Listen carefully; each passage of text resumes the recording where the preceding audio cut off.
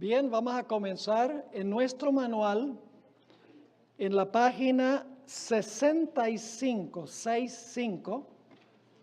El título del capítulo es Una experiencia dulce y amarga. Este es el tema número 7 de nuestra serie. En realidad creo que es el número 6. Sí, es el número 6. No, es el número 8. Es el tema número 8, porque mañana es el 9 y el 10. Lo que pasa es que para el segundo capítulo tomamos 2 sesiones y no aparece subdividido en el manual. Así que este es el tema número 8 y mañana toca el 9 y el 10, los 2 últimos temas. Así que vamos a estudiar este capítulo que empieza en la página 65. Nuevamente quiero reiterar a aquellas personas que están viendo esta programación por el live stream a través del internet y aquellas personas que van a ver las presentaciones también por YouTube, que hagan un esfuerzo por conseguir el manual. Pueden comunicarse con secretsunsealed.org. Allí es nuestra página web y hacen clic en catálogo y van a conseguir la información sobre cómo obtener un ejemplar del manual. Va a ser mucho más fácil estudiar el material viendo el DVD o viendo en YouTube y teniendo el manual para seguir en forma escrita lo que se está presentando. Así que vale la pena la inversión de conseguir el manual. Bien, vamos entonces a la experiencia dulce amarga.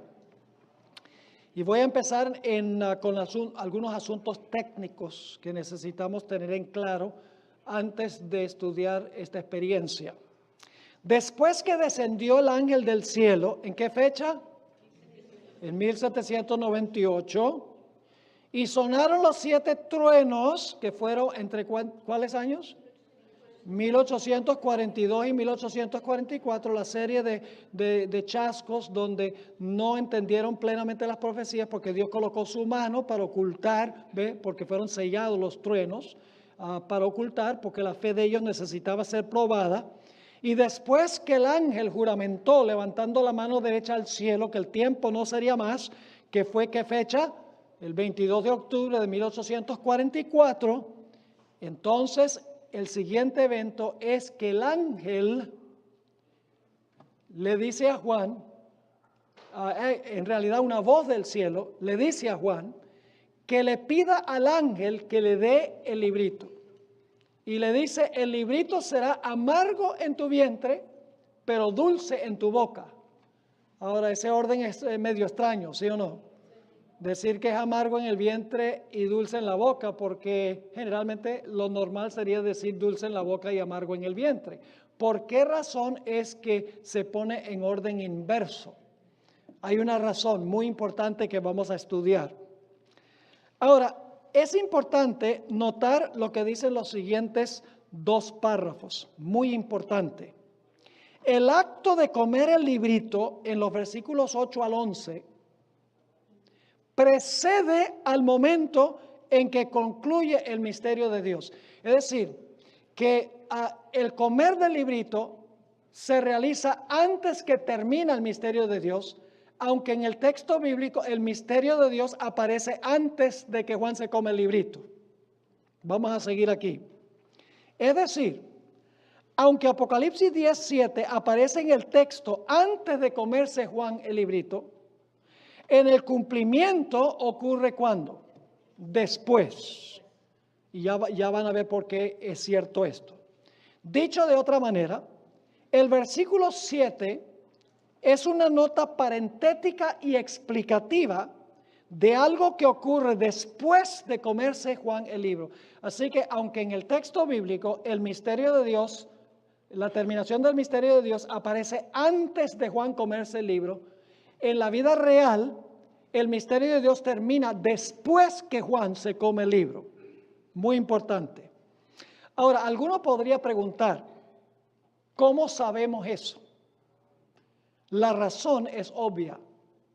Después que Juan se comió el libro, que fue dulce en la boca, pero amargo en el vientre, el ángel le mandó a impartir de nuevo el mensaje del librito. Ahora viene la pregunta clave.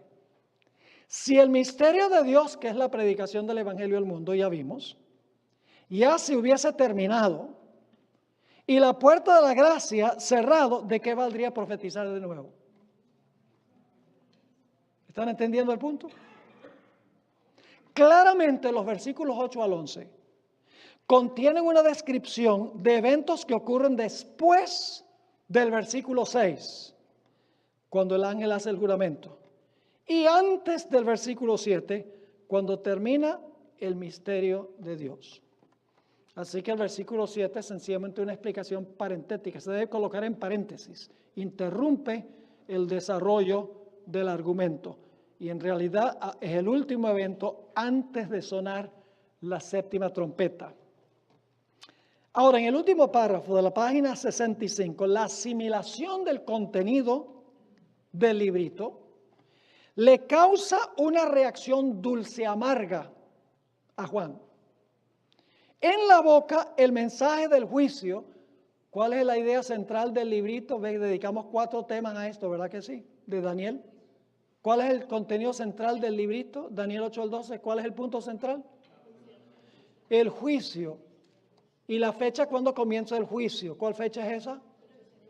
El 22 de octubre de 1844. Así que ese es el mensaje que sale del librito. Así que en la boca, el mensaje del juicio de los 2300 días es que dulce. Pero en el vientre le causa agrieras.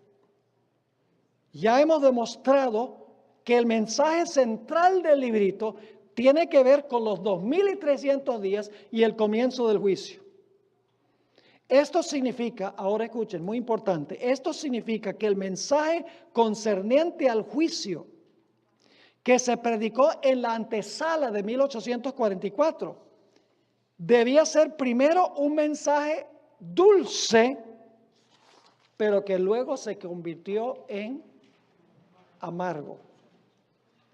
Y yo pregunto, ¿le ha pasado a usted alguna vez que se come algo delicioso al paladar, pero después le causa indigestión? Yo sé que a mí me ha pasado eso. No es una experiencia agradable. Cuando uno se lo está comiendo y qué sabroso, pero después, miseria. Ese es el retrato que tenemos nosotros aquí. Ahora, ¿qué significa el acto de comerse el librito? Ya sabemos que el mensaje central del librito es los 2300 días y el comienzo del juicio. Es decir, ese mensaje de alguna manera iba a ser dulce. Pero luego, después de ser dulce, iba a ser amargo. Ahora, ¿qué significa comerse el librito? Nadie anda por ahí comiéndose libros, porque eso sí causaría indigestión. En realidad, no es el libro, sino las palabras o el mensaje del libro que están comiendo. Tengo 3 textos aquí en el manual, a donde se comparan las palabras de Dios, que son las palabras del librito, que la gente está asimilando, está entendiendo, está investigando. ¿Ve? Los ojos se están moviendo de aquí para allá, se está aumentando el conocimiento de lo que contiene el librito. Y eso es lo que es dulce. Jeremías 15:16 nos dice, el profeta Jeremías, fueron halladas tus palabras y yo las comí. Y tu palabra me fue, ¿por qué? Ahí está la dulzura. Por gozo y por alegría de mi corazón, porque tu nombre se invocó sobre mí, oh Jehová, Dios de los ejércitos. Luego tenemos el Salmo 119 y el versículo 103. Dice el salmista David, cuán dulces son a mi paladar tus palabras, más que la miel a mi boca. En Apocalipsis dice que el mensaje del librito sería dulce como la miel. pero son las palabras del librito. Las palabras en cuanto a los 2300 días y el juicio, que al comer, al asimilar las palabras y el mensaje, iba a ser un mensaje dulce. Y luego tenemos Éxodo 16:31, a donde se está hablando del maná, del sabor del maná. Ahora, ¿qué representa el maná? La palabra de Dios. Porque en Deuteronomio 8, 3 y 4, Dios dice, yo les di maná a ustedes para que sepan que no solo de pan vivirá el hombre, sino de toda palabra que sale de la boca de Dios vivirá el hombre. Es decir, el maná representaba la palabra de Dios. ¿Y qué sabor tenía el maná? Dice en Éxodo 16:31, y la casa de Israel lo llamó maná, y era como semilla de culantro blanco y sus hojuelas de miel. ¿Cómo sabe la palabra de Dios? ¡Ja! Dulce como la miel. ¿Y cuál es el mensaje en este librito que fue dulce a aquellos que lo asimilaron? El mensaje central, como estudiamos, son los 2300 días y el comienzo del juicio. Ese es el mensaje central que causó dulzura. Elena White, en el manuscrito 59 del año 1900, explicó lo siguiente: el acto de comer el libro representa la comprensión de la verdad, porque estudiaron, ¿verdad? Comprendieron que el juicio iba a comenzar en 1844, entendieron mal el evento, pero la fecha estaba correcta. Así que dice, el acto de comer el libro representa la comprensión de la verdad y la recepción de ¿qué clase? Y la recepción gozosa del mensaje. La verdad en cuanto al tiempo del advenimiento, que era octubre 22, 1844, que ellos pensaban que ese era el tiempo de la segunda venida, que el juicio era la segunda venida. Dice ella, la verdad en cuanto al tiempo del advenimiento de nuestro Señor fue un mensaje que precioso para nuestras almas. Yo pregunto a los mileritas cuando estaban proclamando que la purificación del santuario era que Cristo iba a venir para purificar la tierra y establecer su reino. ¿Ese fue un mensaje dulce para los que proclamaban ese mensaje? Oh, dulcísimo. Es más, la hermana White se refirió al año 1844 como el año más feliz de mi vida. Dijo en varios lugares, dijo, el año más feliz de mi vida, porque decía, voy a ver venir a mi querido Jesús. Amaban a Jesús. Querían que Jesús viniera. Entendieron mal cómo iba a ser el juicio y a dónde se iba a realizar el juicio. Pero la fecha era correcta, porque estudiaron muy bien Daniel 8 y Daniel 9. Ahora escuchen, el acto de comer el libro no significa que al asimilar el mensaje fue dulce para los que lo recibieron. También significa que los que estudiaron el mensaje y que para ellos fue dulce, luego ellos fue tan dulce que querían que todo el mundo lo supiera y lo proclamaron. El pasaje más cercano a este pasaje de Apocalipsis 10 se encuentra en Ezequiel, el capítulo 3 y el versículo 1 hasta el versículo 4. Vamos a ir allí, Ezequiel 3 y el versículo 1 al 4. Es bastante paralelo a Apocalipsis el capítulo 10 y nos explica qué significa comer el rollo, comer el libro y que es dulce. No solamente significa que ellos estudiaron la profecía y ¡ay, Cristo viene! Y se alegraron y fue dulce como la miel para ellos. No, significa que al asimilar el mensaje fue tan dulce que querían que todos los demás también tuvieran la experiencia dulce. Dice en Ezequiel 3, 1 al 4, me dijo, hijo del hombre, come lo que hayas, come este rollo y ve y haz qué cosa. Y habla a la casa de Israel. Es decir, al comerse el rollo, ¿qué va a hacer? Va a hablar lo que contiene el rollo. Sigue diciendo en el versículo 2, y abrí mi boca y me hizo comer aquel rollo. Y me dijo, hijo del hombre, alimenta tu vientre y llena tus entrañas de este rollo que yo te doy. Y lo comí, y fue en mi boca que dulce como la miel. Luego me dijo, hijo del hombre, ve y entra a la casa de Israel y habla a ellos con mis palabras. ¿Qué significa comerse el rollo y que es dulce? Significa sí asimilar el mensaje, pero luego dice que hay que hacer ¿qué cosa? Hay que proclamar el mensaje. Yo pregunto, ¿los mileritas solamente cuando entendieron el mensaje que Cristo venía, se fueron a la casa y dijeron, gloria a Dios? No, ¿qué hicieron ellos? Oh, se lo comieron. Dice, esto está dulce, este pan dulce. Otras personas tienen que comerse este pan dulce también. Y compartieron el mensaje en cuanto a la venida del Señor. Ahora, el mensaje del juicio fue proclamado por un grupo que se conoce como los mileritas. Y la idea de la venida del Señor Jesucristo el 22 de octubre de 1844 fue una experiencia muy dulce para ellos. Ellos pensaban que la tierra era el santuario y que la purificación del santuario significaba que Jesús iba a consumir este planeta con fuego, iba a purificar la tierra para establecer su reino eterno.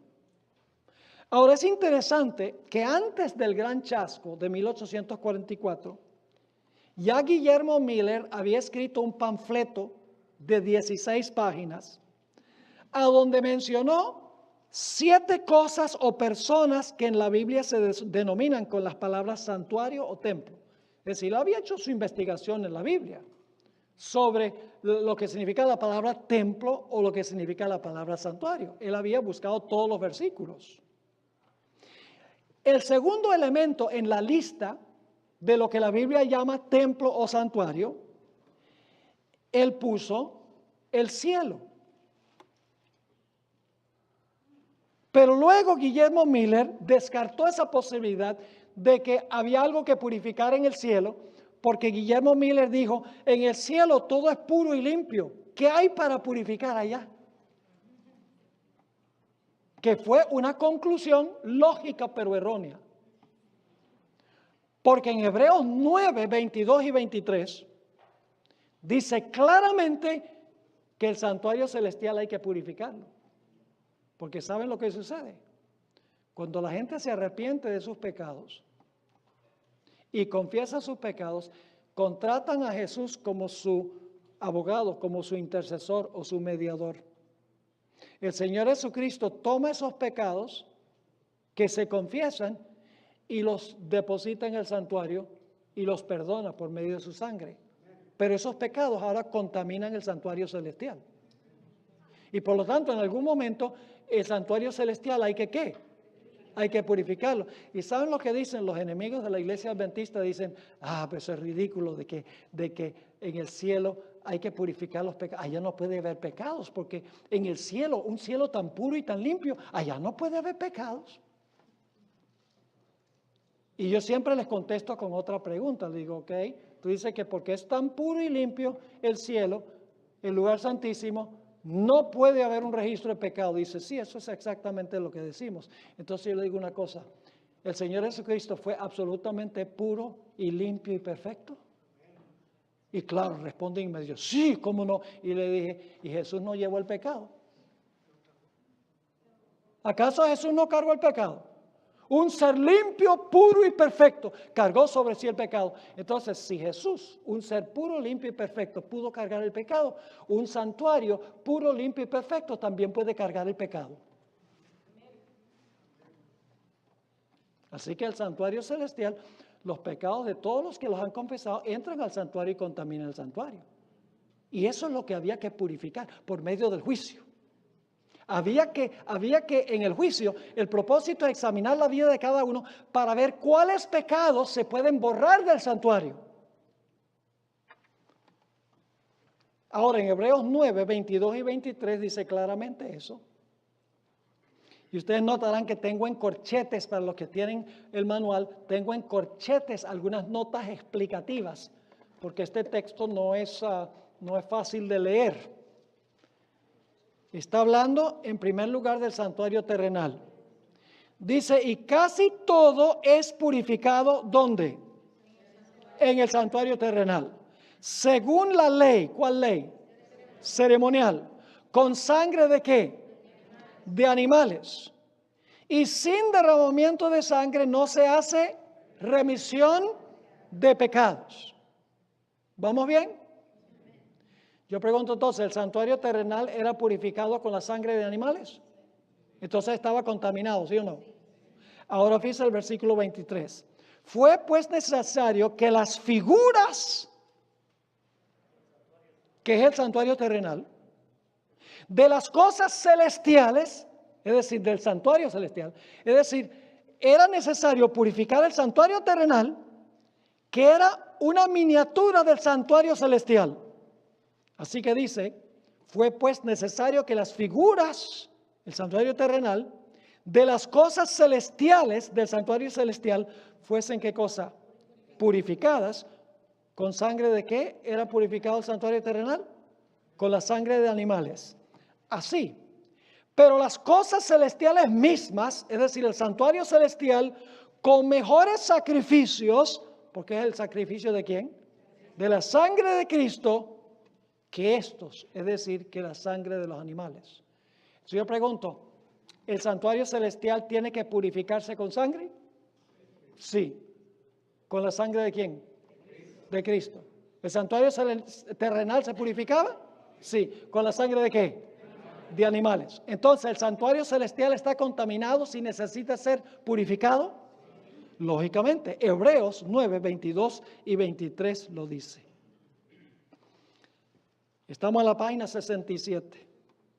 Los que proclamaron a voz en cuello la venida de Cristo en 1844 estaban equivocados en cuanto al evento y el lugar a donde iba a ocurrir ese evento.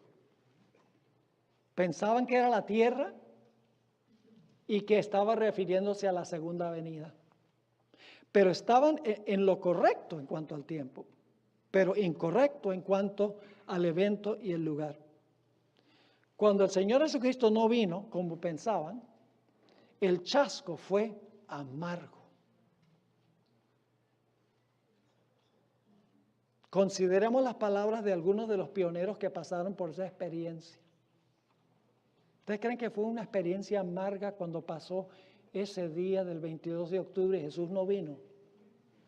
Gente que anhelaba que viniera Jesús. Óigame. Devastador. ¿Y saben lo que pasó con la mayoría de la gente que había creído y había proclamado el mensaje? Dijeron, estuvimos engañados. Casi todo el mundo abandonó el movimiento. De miles y miles que habían predicado el mensaje, quedó un manojito de gente. Uno de los más famosos que anhelaban ese día fue un hombre que se llama Hiram Edson. Voy a leer la descripción que él dio del chasco. Y ustedes lo tienen aquí en la mitad de la página 67. Confiadamente esperábamos ver a Jesús junto con todos sus santos ángeles, y que su voz llamaría del sepulcro a Abraham, a Isaac y a Jacob y a todos los héroes del pasado, nuestros amigos que nos habían sido arrebatados por la muerte, y que nuestras pruebas y sufrimientos en este peregrinaje terrenal terminarían y que seríamos arrebatados para encontrarnos con nuestro Señor, para estar siempre con Él y para habitar en las resplandecientes mansiones áureas en la ciudad que había aparejado Dios para los redimidos. ¡Wow! Teníamos altas expectativas. Y así velamos por la venida de nuestro Señor hasta que el reloj marcó las 12 de la medianoche, porque ellos todavía no habían caído en cuenta que el día termina cuando se pone el sol. Eso tenía que aprenderlo antes que Jesús pudiera venir, porque tiene que ver con la observancia del sábado. Sigue diciendo, nuestras esperanzas más ardientes quedaron un poquito antes de eso, el día había pasado y nuestro chasco se hizo cierto. Nuestras esperanzas más ardientes quedaron destruidas y nos sobrevino un espíritu de llanto como nunca habíamos experimentado antes. Ni la pérdida de todos nuestros amigos terrenales podía compararse. Lloramos y lloramos hasta que el día amaneció.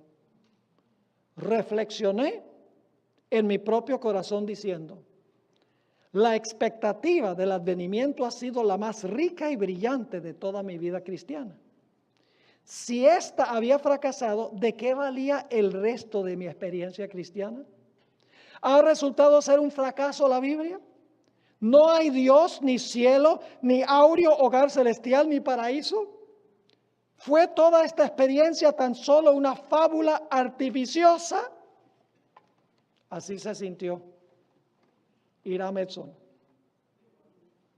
Otro de los pioneros que pasó por esta experiencia fue un hombre llamado Washington Morse. Fíjense cómo él describió el chasco. El paso del tiempo fue un amargo chasco. Los verdaderos creyentes lo habían entregado todo por Cristo. Habían sentido su presencia como nunca antes. El amor de Cristo inundaba cada corazón y con un deseo inexpresable oraban: ven, Señor Jesús, y ven presto. Pero Él no vino. Y ahora el volver de nuevo a los cuidados, las perplejidades y los peligros de la vida en plena vista de los infieles que se mofaban y burlaban como nunca antes, fue una terrible prueba para nuestra fe y paciencia. Cuando el pastor Himes, uno de los pioneros, visitó a Waterbury, Vermont, un corto rato después de pasar el tiempo, y dijo que los hermanos debían prepararse para otro invierno frío. Y créanme que en Vermont hace frío. Casi no podía controlar mis emociones. Salí del lugar de reunión y lloré como un niño. Esa es la experiencia amarga. La idea del juicio fue dulce, pero se equivocaron de evento. Y después de eso, la experiencia dulce se tornó amarga en el vientre. Guillermo Miller también escribió después del chasco: el tiempo pasó y el siguiente día pareció como que todos los demonios hubiesen sido desatados sobre nosotros del insondable abismo. Los mismos y aún muchos más de los que estaban implorando la misericordia divina 2 días antes, ahora se entremezclaron con el gentío que se mofaba, se burlaba y amenazaba de una forma supremamente blasfema, porque se habían entregado por temor. No anhelaban que Cristo viniera. Es más, cuando Cristo no vino, dijeron: menos mal. Pero los que amaban a Jesús sufrieron un cruel y terrible chasco. Ahora, hay una comparación muy interesante entre el chasco que sufrieron los fieles en 1844 y el chasco que sufrieron los discípulos en la entrada triunfal de Jesús a Jerusalén. Vamos a trazar ese paralelo ahora en estos momentos. Yo pregunto, cuando Jesús entró a la ciudad de Jerusalén cabalgando sobre el asno, ¿fue una experiencia dulce para todos los que estaban participando en ese evento? Óiganme, ustedes pueden leerlo en Mateo 21. Una procesión larga. Estaban todos cantando: Hosana en las alturas, bendito sea el que viene en el nombre del Señor. Ellos pensaban ahora que Jesús iba a establecer su reino terrenal, destruir a los romanos y poner a los judíos en el ápice de la civilización. Lo interesante es que Jesús mismo fue el que organizó esto. ¿Quién fue el que mandó a buscar el asno? Jesús. Él mismo se sentó en el asno. Él mismo permitió que la muchedumbre lo alabara como rey, porque decían: bendito el rey. Yo pregunto, ¿sabía Jesús que se iban a llevar un chasco? Que sí lo sabía. Claro que lo sabía. Y ustedes saben que Jesús estaba cumpliendo una profecía. Estaba cumpliendo la profecía de las 70 semanas. Porque la Biblia dice que a la mitad de la última semana, al Mesías se le quitaría la vida y cesaría el sacrificio y la ofrenda. Cuando Jesús entró a Jerusalén, Él estaba cumpliendo la primera parte de la profecía de los 2300 días, pero ellos no entendieron que Jesús a la mitad de la semana iba a morir. Ellos pensaban que Jesús iba a reinar. ¿Están viendo? El chasco de 1844 no fue el primero. Ahora, lo interesante es que los seguidores de Jesús estaban equivocados en cuanto al evento, pero estaban correctos en cuanto al tiempo. Porque la profecía de las 70 semanas indicaba que a la mitad de la última semana el Mesías se le iba a quitar la vida. Pero ellos como que no vieron eso, sino que pensaron que Jesús iba a reinar sobre el trono en Jerusalén. Se equivocaron de evento, pero estaban correctos en cuanto al tiempo del cumplimiento de esa profecía. Quedaron severamente ¿qué? Chasqueados. Podemos palpar un poquito el sentir de ellos. Cuando el día de la resurrección de Jesús, por la tarde de ese día, había 2 discípulos caminando a la ciudad de Emaús. Es interesante que eran 2. Estaban caminando en el campo hacia una aldea que se llama Emaús. Y cuando estaban caminando, Jesús los alcanza y empieza a caminar con ellos. Y uno de los 2 le dice a Jesús con lágrimas en los ojos: nosotros pensábamos que Él era el que iba a redimir a Israel. Se puede palpar el chasco en la voz de ese seguidor. Y dicho sea de paso, conocemos el nombre de uno, Cleofas, pero desconocemos el nombre del otro. Y estaban caminando en el campo. Es importante recordar eso. Ahora, lo interesante es que después del chasco, los discípulos reunidos en el aposento alto, el Señor Jesucristo se les apareció la noche de la resurrección. Y luego 8 días más tarde. Y si ustedes leen Lucas, la última parte del capítulo 24 de Lucas, van a encontrar que dice que Jesús, comenzando desde los escritos de Moisés y de todos los profetas y en todas las escrituras, les explicó las profecías que ellos no habían entendido. Interesante. Y entonces el Señor Jesucristo les dijo a ellos: ahora ustedes tienen que profetizar de nuevo. Ustedes ahora tienen que anunciar lo que predicaron antes, pero con nueva luz, con un nuevo entendimiento. Id y endoctrinad a todas las naciones. Vayan y proclamen el mensaje que Cristo sí es el Mesías. Se equivocaron de evento, sí, pero Jesús es el Mesías y cumplió la profecía. Ahora vayan y proclamen el mensaje con la luz adicional que tienen. Asimilaron el mensaje, ahora compartan el mensaje. Y es interesante que en el día del Pentecostés, y no tengo tiempo de entrar en detalle en esto, tengo una serie en inglés que se llama The Secrets of Pentecost, los secretos del Pentecostés. Son 10 temas sobre el día del Pentecostés. Muchas cosas pasaron ahí que como adventistas ni siquiera hemos visto, y son muy importantes porque el derramamiento de la lluvia tardía va a ser semejante a lo que pasó en el día del Pentecostés. En el día del Pentecostés, el apóstol Pedro predicó un tremendo sermón. Y en ese sermón le dijo a los que estaban presentes, y se los voy a resumir, le dijo: mire, Cristo vivió una vida de servicio, murió, fue sepultado, resucitó entró al lugar santo para empezar su obra como intercesor.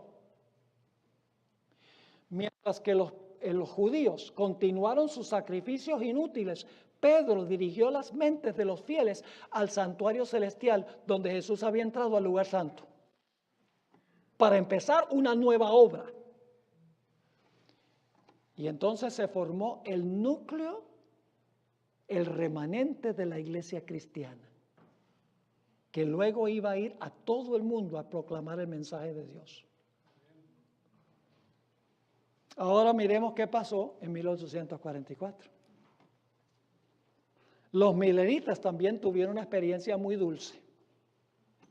Cuando esperaban que Jesús iba a venir como Rey de Reyes y Señor de Señores en 1844, el 22 de octubre. ¿Había una profecía que anunciaba que algo importante iba a pasar en 1844? Sí, la parte más larga de la profecía, que tiene las 70 semanas. Hasta 2300 días y el santuario será purificado. Pensaban que Jesús iba a venir a la tierra, iba a purificar la tierra y establecer su reino aquí. Estaban correctos en cuanto al tiempo, pero equivocados en cuanto al evento. Igual que los discípulos. Cuando el Señor Jesucristo no vino el 22 de octubre de 1844, los mileritas quedaron profundamente chasqueados. Ya leímos algunas citas. Pero lo interesante, escuchen esto. El día después del gran chasco, el 23 de octubre, había dos personas que habían proclamado el mensaje del juicio y lo habían entendido mal, que estaban cruzando un campo. Sabemos el nombre de uno, pero no del otro. Uno se llamaba Hiram Edson. No conocemos el nombre del otro. Hiram Edson tuvo una intuición momentánea. No se sabe si fue una visión, una intuición, un pensamiento, pero él describió cuando estaba cruzando ese campo con un compañero para ir a animar a otros grupos que habían quedado chasqueados porque Jesús no había venido, él describió qué fue lo que vio. Y lo leo ahora. Vi distinta y claramente que nuestro sumo sacerdote, el día 10º del mes séptimo, que equivale en nuestro tiempo al 22 de octubre, al final de los 2300 días, entró por primera vez al segundo apartamento del santuario celestial y que tenía una obra que desempeñar en el lugar santísimo antes de venir a la tierra. Daniel 7. ¿Recuerdan Daniel 7? ¿A dónde es la investigación? En el cielo. ¿Quiénes son investigados? Todos los que profesaron el nombre de Jesús. ¿A dónde se da el veredicto basado en la investigación? En el cielo. Nadie entendió eso sino hasta el día después del gran chasco. Como los discípulos, Jesús se les apareció y les explicó las profecías que ellos habían entendido mal. Sigue diciendo, vi distinta y claramente que nuestro sumo sacerdote el día 10º del mes séptimo, al final de los 2300 días, entró por primera vez al segundo apartamento del santuario celestial y que tenía una obra que desempeñar en el lugar santísimo antes de venir a la tierra. Que Jesús vino a la boda en ese momento. Jesús, en otras palabras, fue al lugar santísimo para casarse con su pueblo, pero no podía casarse con su pueblo hasta que su pueblo estuviera completo. Y para que su pueblo estuviera completo, había que investigar cada caso para determinar quién es parte de su pueblo. Recuerdan que leímos de Lucas 12 que cuando Jesús va a regresar de la boda a sus discípulos. Dice, estén listos para cuando regrese su Señor de las bodas. Es decir, la boda se hace en el cielo cuando ya el reino de Cristo está completo, ya cuando se ha determinado quién pertenece al reino de Jesús, Jesús se casa con su reino. Con todos los fieles que fueron investigados y hallados dignos. Así que dice que Jesús vino a la boda en ese momento. Es decir, al anciano de días para recibir ¿qué cosa? Un reino, dominio y gloria. Y que nosotros debemos esperar hasta que ¿qué? Hasta que regrese de la boda. Y cuando regresa, ¿nos va a llevar a dónde? ¿A dónde nos va a llevar? Al cielo. ¿Y entonces qué va a pasar en el cielo? Eso se llama la resurrección, la fiesta. Esa es la recompensa. ¿Ve? La boda se realiza en el cielo estando su pueblo aquí. Pero luego Cristo regresa, como dice Lucas 12, recoge a sus fieles y los lleva al banquete. Porque todo matrimonio tiene un banquete. Es la parte favorita mía de la boda. Y leímos en cuanto a esa mesa de kilómetros de longitud que los ojos alcanzan a divisar toda la mesa.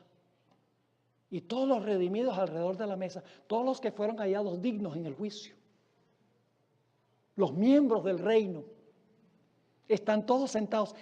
Y Cristo Jesús va a venir a servir. Va a ser el mesonero. Increíble.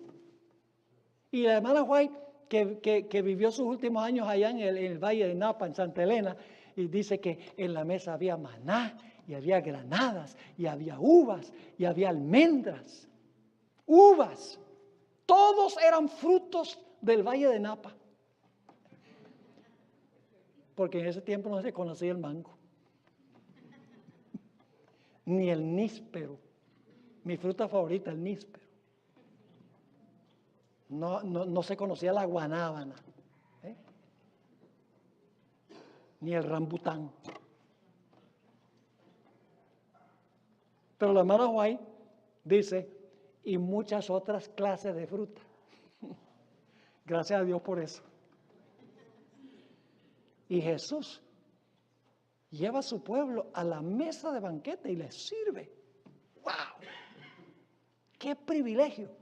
Y dice que vendrán del norte y el sur, el oriente y el occidente, se sentarán en la mesa con Abraham, Isaac y Jacob.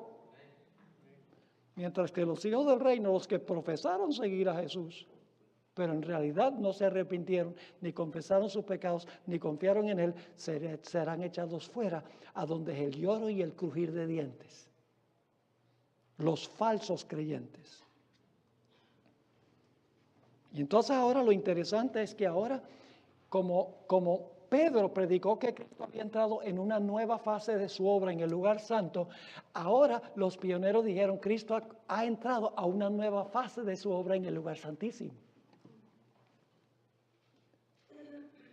Entró a medir el templo, el altar y los que adoran en el templo. Eso lo vamos a estudiar en nuestro segundo tema de mañana. Y del gran chasco quedó un pequeño remanente fiel. La mayoría, como sucedió en la entrada triunfal, la mayoría abandonó el movimiento. Dijeron que habían estado engañados. Lo mismo sucedió en 1844. Quedó un manojito, un pequeño remanente fiel. Y entonces Dios les dijo, vayan y profeticen de nuevo con la nueva luz que tienen. Salgan y proclamen los mensajes de los 3 ángeles.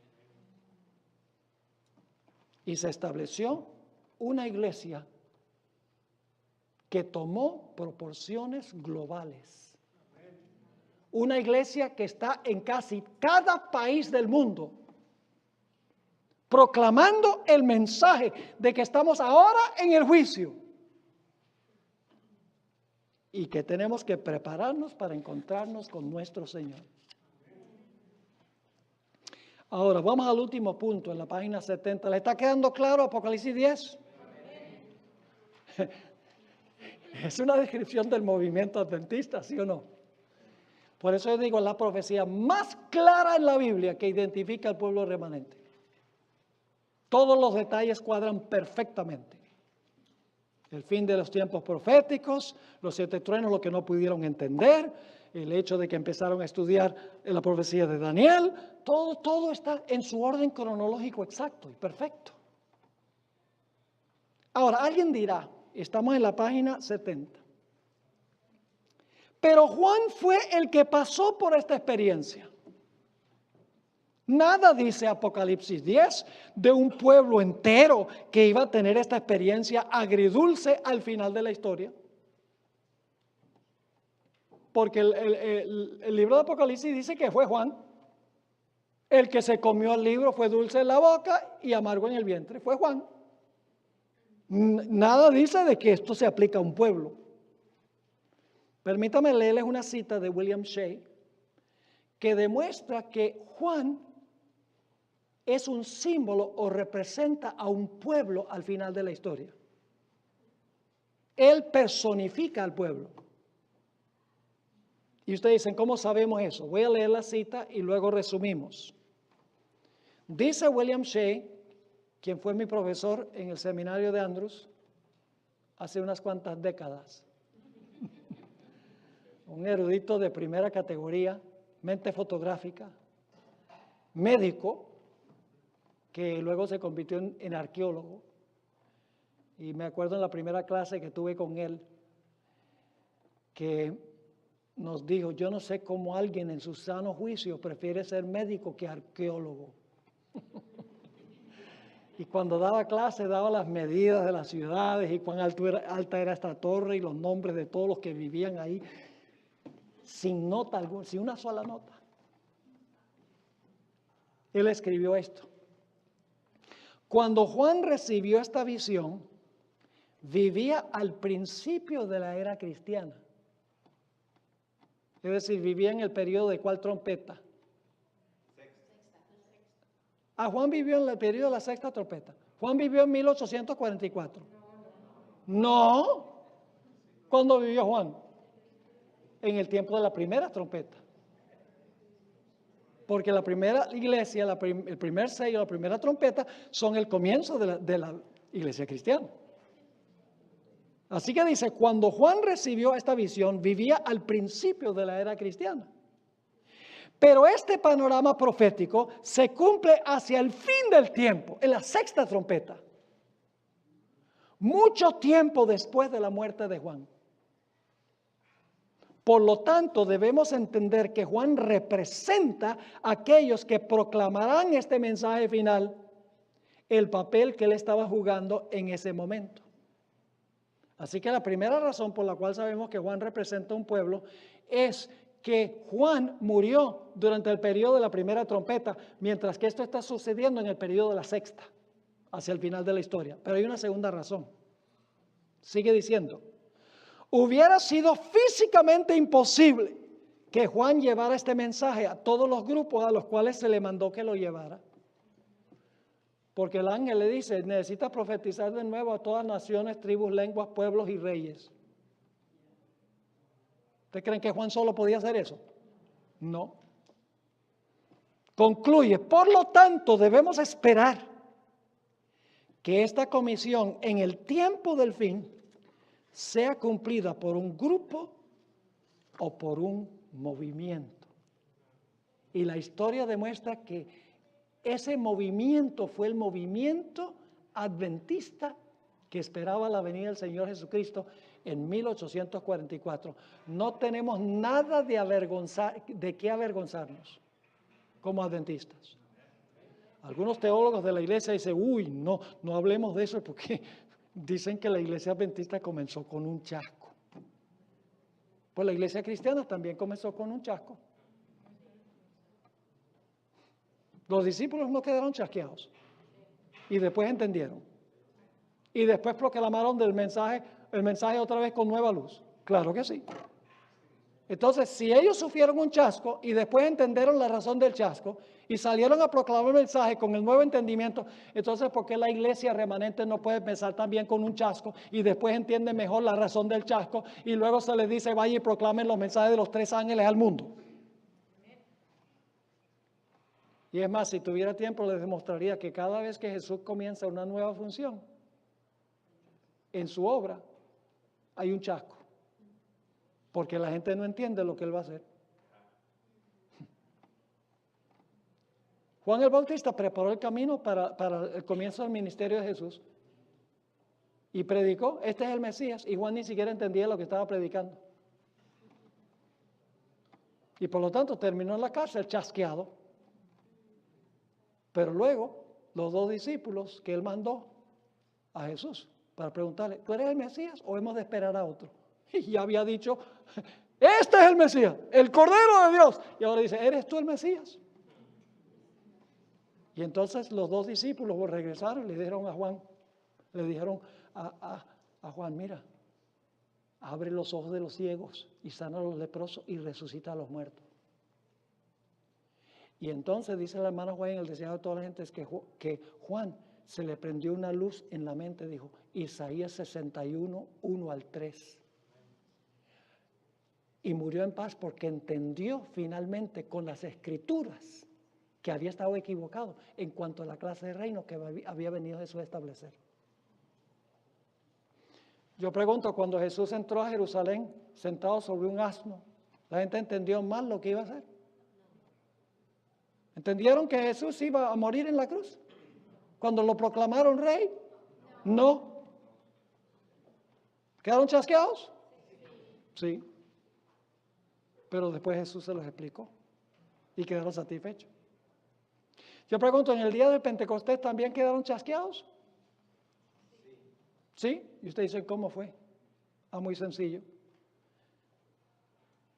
Poco antes de que Jesús ascendiera al cielo, los discípulos le dijeron a Jesús, ha llegado el tiempo que vas a establecer el reino para Israel.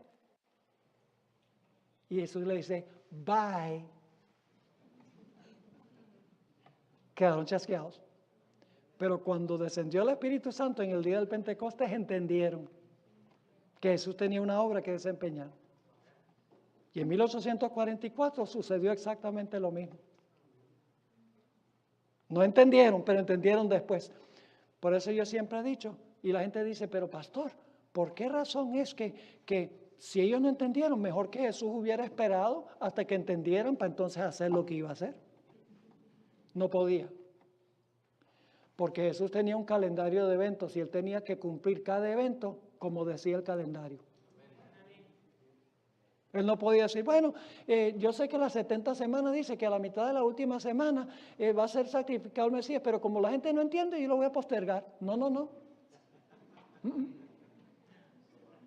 Ni en 1844 decía, la gente no entiende nada de lo que yo voy a hacer. No, yo voy a esperar hasta que entiendan. No, Jesús dice, mire, lo que yo voy a hacer un paso adelante y después van a entender. La culpa no es de él. La culpa es del pueblo. ¿Les quedó claro lo que estudiamos? Ahora, mañana. No se pierdan mañana. Yo sé que esta noche es noche de culto. Y viene más gente. Y yo sé que el jueves, donde quiera que he estado, el jueves es la peor asistencia de todos los días de la semana. Pero mañana ustedes me van a hacer quedar mal con esa predicción.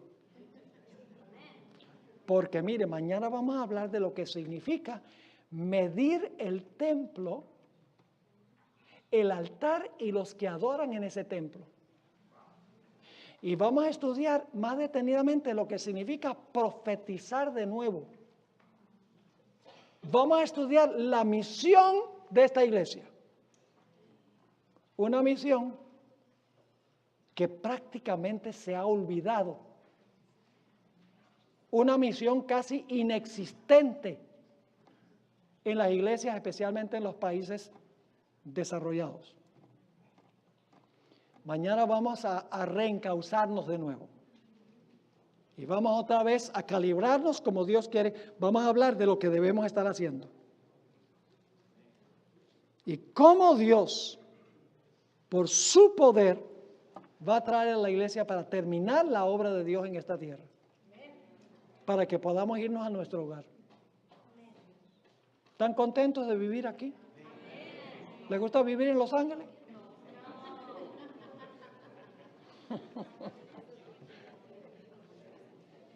Una persona me decía, oiga pastor, pero yo tengo una casa muy bonita aquí. Yo le dije, ¿es de oro? Oh, yo tengo un carro nuevecito, brillante, bueno. ¿Vuela? Hermanos y hermanas, nada de lo que tenemos aquí es la sombra de lo que vamos a tener allá. ¿De qué vale que el hombre gane todo el mundo y pierda su alma? ¿Qué cambiará el hombre por su alma? Es tiempo, hermanos y hermanas, que nosotros nos despertemos y sepamos por qué existimos. Y que le contemos estas cosas a las personas que están anhelando alguna esperanza. El mundo está sin esperanza. Ven todo lo que está pasando. ISIS y ataques terroristas y huracanes y terremotos y problemas. Dice, ¿a dónde conduce esto? Angustiados, no saben. Nosotros sabemos. Y hay de nosotros si nosotros no les contamos. Es tiempo de que les contemos las cosas como son en las profecías. Con amor, pero con decisión. Así que no se pierdan el próximo emocionante episodio.